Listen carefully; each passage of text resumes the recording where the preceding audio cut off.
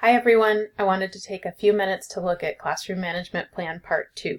You've completed your Part 1, you've laid out your philosophy, the foundation of how your classroom will run and why, and you've cited the readings. Now it's time to articulate what that philosophy looks like in action. Remember that this one, there are no citations in this section. You don't need to cite our readings, and you are creating a standalone page or pages that would either be posted in your classroom, handed out to your students, or handed out to their parents at back to school night. Really depends on your grade level and subject area how that might be communicated. I want to look at a couple of examples. Remember that if you're someone who has trouble developing your own original ideas after looking at a sample, I would go ahead and watch here. We're just going to quickly look at them, but try to develop yours first and then go back and compare to the sample later. Look more closely at the samples later if you do have trouble developing your own after you see someone else's work. Let's look at the K5 sample first. So here is one that would be appropriate for kindergarten to 5th grade. Of course, you might adapt it based on the grade level.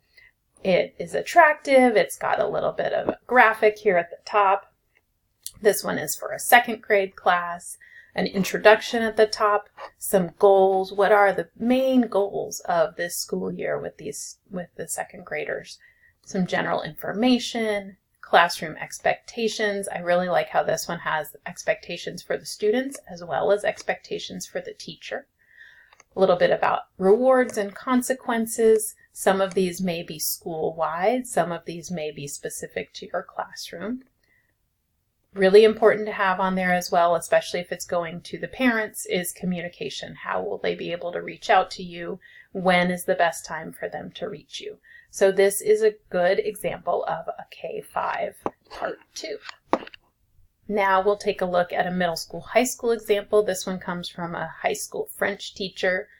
She has a brief introduction here with what is included in Part 2 and a little context. You do not need that. But if you'd like to include something like that, you're welcome to. She has used the idea of a syllabus, which would go to students and also be available to their parents. Class rules are laid out first. Attendance policy, makeup work, what materials they need to have in class, homework policy, grading. A lot of these might be school-wide, so again, you may not know these yet if you're not actually teaching in a classroom. So you wouldn't necessarily need all of these sections, but some of them may be appropriate. Remember to use all your resources. So here in Canvas on the assignment page for Part 2, you've got a link to the guidelines for the Classroom Management Plan, all parts. You have links down here to the samples, and you have the prompt with some questions. So be sure as you're working, you are referring to all the resources you have. Also think about how your Part 2 is connected to Part 1.